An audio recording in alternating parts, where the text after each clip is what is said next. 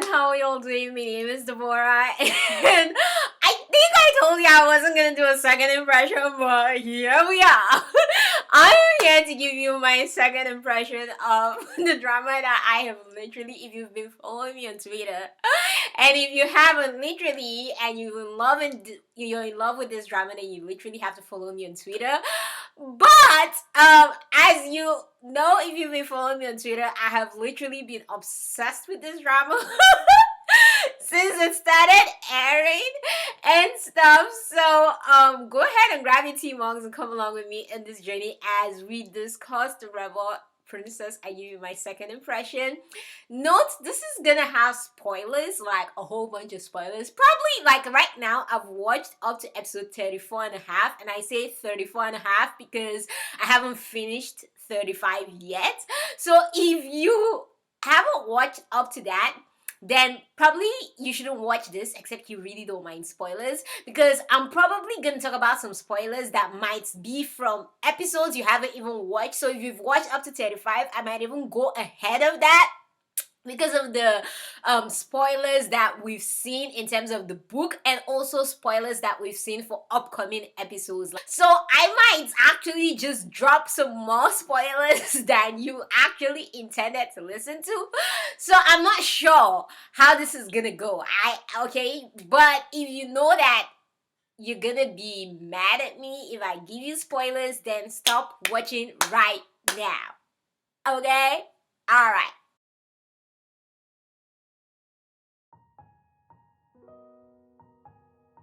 Let's go.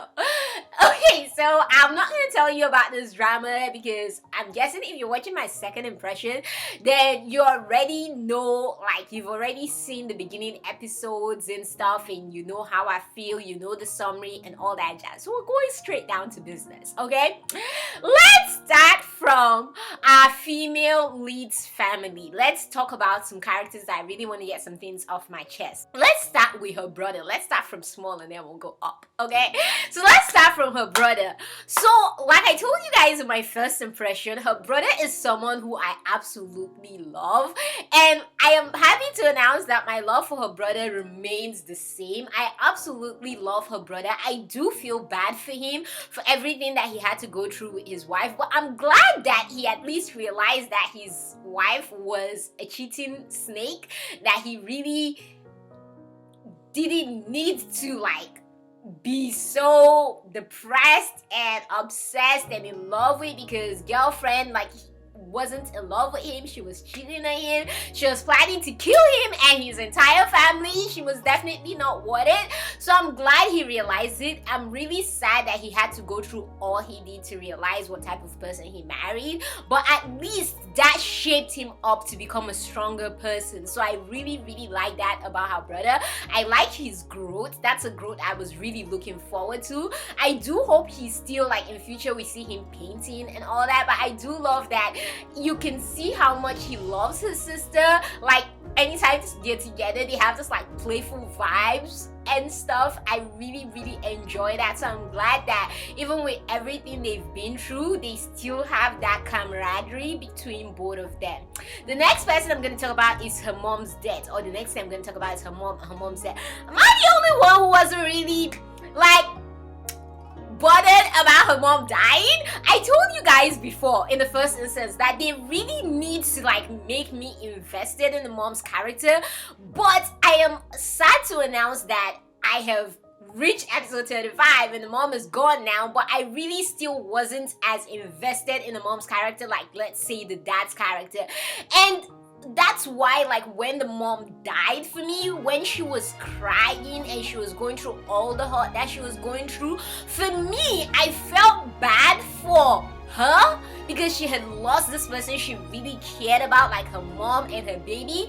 But at that moment I really did not feel bad like for the mom. Like my heart was not going out to the mom. Like I wasn't missing the mother's character. Instead I was feeling bad for her and all she had to go through because she just lost her mom. Does that make sense? And normally like when something like this happens, you also want to miss the person who just died, and you want to feel bad about the person who just died. But I didn't feel bad for the mother because, oh, I love the mother. I felt bad for the mother because your daughter is going through so much pain, not necessarily because I know you or I like you. So I feel like for the mom, we weren't as invested, or I wasn't, I'm not gonna speak for you, I wasn't as invested in the mom. So when she died, it really did not move me, like for instance the dad story. So this is a great opening for the dad. So I was talking about this on Twitter with a couple of girls who we started a huge crazy thread for this drama. Shout out to them if any one of them is watching this. But for me, I was saying this about the dad. I said, I know a lot of people probably hate her dad, like they hate Awu's dad. I understand why a whole bunch of people hate her dad, because he totally used his daughter and stuff, and then he tried to overthrow the crown prince and like take over the king and become king and all that. Like, I get it. I cannot bring myself to hate Awu's dad. I literally do not hate her dad because I understand her dad in a weird way. Let me explain myself. I'm like, hold your horses. Let me explain myself, okay?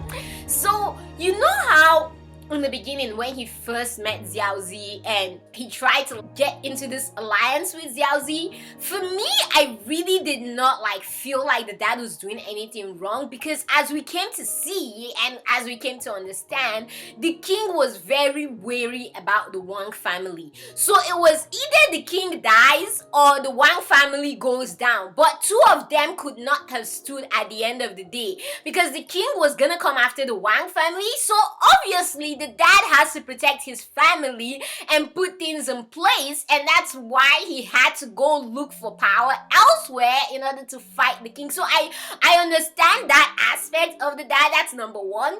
Number two, people are like, I said this also in the thread, but like I know people might come at me, you guys might come at me like, hey Tora, but he married, like what if he had married his daughter to like a tyrant, or he could have given his daughter to just anybody just because he wanted power? I don't necessarily agree with that. If you've been watching this show from the beginning, you know how much Awu's dad absolutely loves his daughter. So to tell me that Awu's dad will literally marry his daughter off to someone that he's not sure of in terms of character traits, regardless of how power hungry he is something I just don't accept. I feel like the main reason he agreed, because he could have actually done what Huan Mi's dad did, which is to try to just bring down the Ningxuo army, since they're so powerful and stuff. He could have tried to do that if he really wanted to. He wouldn't have succeeded, maybe, but he could have attempted to do that. Instead, he decided to form an alliance. Why? Because for me, this is how I see it. I feel like his dad looked into Zhao Ziyi and felt, okay, this is a guy that I have seen how he treats his army. I see how he treats people. This is a guy of character. He might not be from a noble background, but he's not just a useless dude like Drunk Prince, who is third prince. If you're wondering, that's what I call him now. I call him Drunk Prince. We'll get to him later on. But he's a man of such great character that I feel safe marrying my daughter to him. Yes, it's gonna be for power. So I'm not just giving my daughter to him because, oh, he's a good man and all that. I also want power, but at least if I'm like seeking power from someone and I'm gonna give my daughter, like sell my daughter out like that, I should at least have the common decency to find someone that has good character traits to give my daughter to, right? And I feel like that's what happened with Awu's dad. So no, I'm not saying what he did to Awu is right in terms of just like selling her off just for his power, but I feel he was comfortable in giving her to Zhao Ziyi because he felt like Zhao Ziyi was a man of good character and he wouldn't bully his daughter, or he wouldn't let his daughter down, and he wouldn't be basically a useless husband like Drunk Prince would have been to her. So that's why for me, I really cannot bring myself to dislike her dad, because I understood why her dad basically still chose Zhao Ziyi at the end of the day. And hey, let's be honest, Zhao Ziyi ended up being a better choice than Drunk Prince. The dad was right throughout about that. Even when he was talking with the mom, remember the conversation with the mom when the mom was trying to stop him from marrying Awu to Zhao Ziyi, and the dad was basically explaining to the mom like, hey, Zhao Ziyi is not just a common nobody. Like, is there anyone in this town that has ever been to as much wars as him? Like, is there anyone in this town that is as brave and courageous as him? And just things like that. So for me, that's how I see it with her dad and stuff. Like, even the instances where her dad was to beat her, if you remember when she was a kid or she was a teenager before she got married, and then her dad wouldn't beat her and stuff because he cared so much for her. Just those little tidbit moments for me prepared me for the moments where when she was going to be married off to Zhao Ziyi, I could bring myself to understand that why the dad was doing this, because he realized that he needed this power. He was also doing it because he felt like this is a man that he could trust his daughter's life with. And that's just me though, but that's just where I'm coming from. If you have like a contrary thought, please share in the comments down below. But that's just how I feel about her dad. So I totally understand where the dad was coming from in that respect. I also get why the dad wanted the power instead of leaving it with his sister and her son, because kind of like the dad said, I mean, the son did seem like Zilong did seem to be a useless king or crown prince and stuff, someone who always walked in his mom's shadow and his mom had to always basically carry him on. And so yeah, for me, I really do not hate Awu's dad. I actually do appreciate his character, that he's a great character. And the scene where he was leaving and Awu was chasing after him and like begging for him to stop, and then as if to make my point when I say, dude, this dude really loves his daughter. Yeah, he may have made some wrong choices, but I feel like we shouldn't doubt his love for his daughter. Like the scene where she was then running after him when he was sent into exile, and he told her, no, don't run after me, you're gonna fall and get wounded and stuff. And he really did not have it in him to look his children in the face after making them lose their mom and stuff. Like, another thing also is we have to remember that this is a man that lost the wife that he cared so much about to the imperial family. Like, his wife's mom basically killed the wife that he absolutely adored. So I understand why he is wary about this family, or he feels like, look here, I want to be the one in absolute power, so I am sure that you wouldn't just be able to get rid of me at the stroke of a pen or at the snap of your fingers. So I totally understand why the dad basically revolted the way he did. Like I'm saying, I'm not saying I agree with him and his actions. That's the important part, people. I won't necessarily agree with the dad's actions. I'm saying I understand the dad's actions, and because I understand his actions, I don't hate him and stuff. So the dad is another character that I actually really cared about, and like when he was exiled, it really moved me even more than her mom. The next person we're gonna talk about is Wan Ru. Wan Ru is another character that I literally feel like, I know she's hated. Don't get me wrong, I don't like her either, but I need y'all to take a minute and listen to me. If, considering everything Wan Ru has been through, literally this girl was raped, forced to marry her rapist, her family was murdered by her husband's family and stuff, like she has been through hell and back. And if this was a different drama and Wan Ru was our female lead, y'all realize that would be on Wan Ru's side, right? I'm just trying to make sure you all understand where I'm coming from. Like, if this was a different drama where Awu was not the female lead and Wan Ru was the female lead, considering all Wan Ru has gone through, we will totally not be mad at her for trying to get at Awu and Awu's family the way she's trying to do. So while I do not support Wan Ru's actions and I want her to like be killed off and stuff, and I totally want her dead and gone, But I'm saying I also understand the steps she's taking, and I'm not mad at her for taking those steps. Literally, the only thing that would annoy me with her is if it succeeds, like if her plan succeeds. Like, okay, you may say, but Deborah, her plan succeeded when she got Jin Air and the third prince together.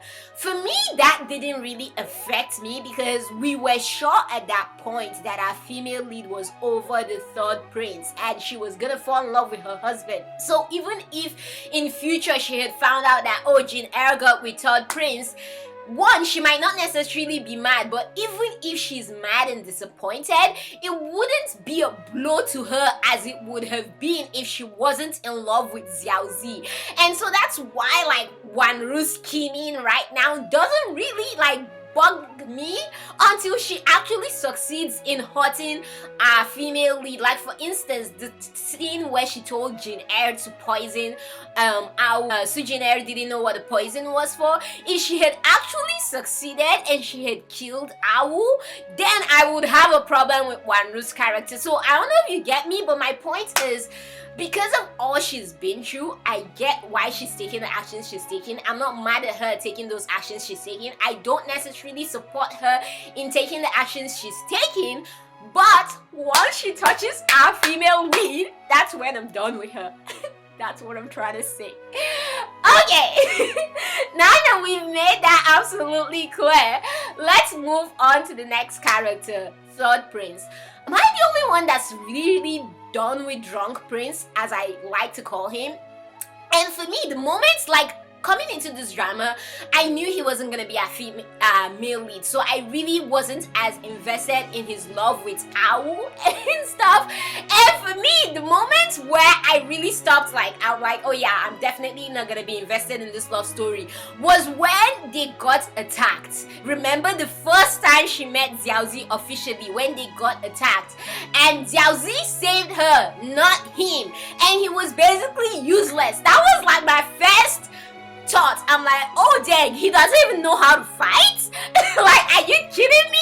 And so that was the moment where I realized that, okay, I didn't even need to get invested in this lead or this second lead because he can't even save our female lead. I had to literally rewind to make sure that our female lead was not the one blocking him from the assassins that's kind of putting herself in harm's way, because that would have literally made me hate him more than I do right now. But then at that point I had to rewatch him, like, oh wait, was she the one? But luckily she wasn't the one. They had their hands, I'd say, equally around each other and stuff, protecting each other. But that was the first thing that let me know that, okay, this dude is going to be useless, it seems. So do not get invested in this love line, Deborah. Just move on and stuff. But the moment I became really done with him, and even when he, like, didn't come over to see her that night when she was waiting for him so they could escape, I wasn't mad at him. I understood why he didn't come. Like, look here, your dad literally just killed my family. Why should I want to escape with you because I love you? Like, why? In future, I'll literally be looking at you as the daughter of the person who killed my family until I have dealt with that anger and that guilt that I feel for loving you while your dad killed my family and stuff. Until I've dealt with all that, then we shouldn't be together.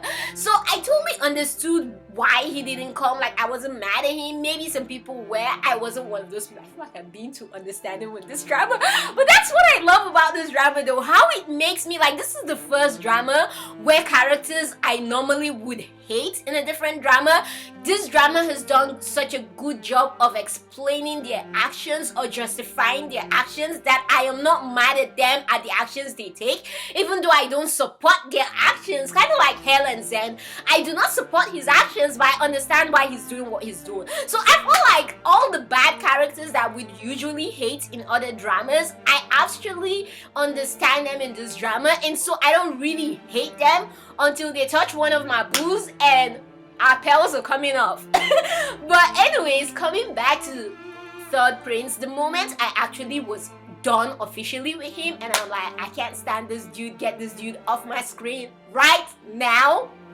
was when they were in Huizhou and they were under war and he was trying to get Awu to run away with him. That was the moment I was done with him. Like, can you imagine the nonsense, the audacity? Like, you are supposed to be the prince of this country. Your people are dying and you have the audacity to come to me and tell me, oh, let's run away, let's forget all these people. Like, how dare you? In fact, at that moment, to me, you cease being a prince anymore. You do not deserve that title. That title should be ripped from you. I have never been so mad and disappointed in a character like I was at that point, and I totally understood how I was like, you know what?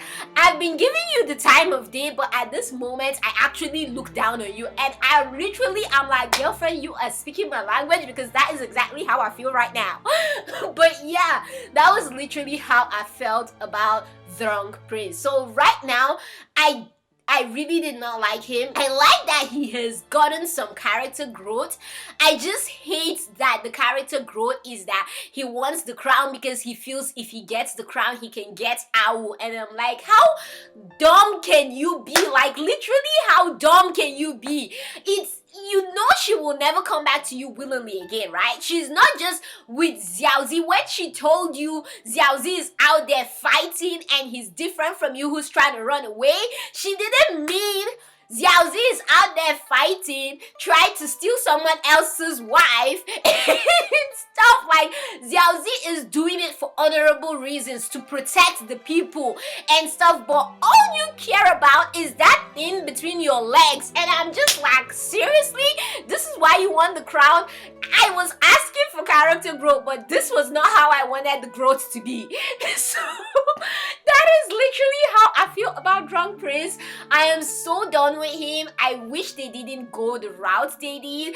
I understood why they went the route they did, because now it just looks like he's obsessed with her. Like, literally, this ain't love anymore. This is an obsession in a bad way. Well, all obsessions are bad. So yeah, that is how I feel about Zhang Prince. Right now, I really do not like his character. I literally can't wait for his act to be over, for him to be killed or something. Like, I'm really done with him. Literally done with him.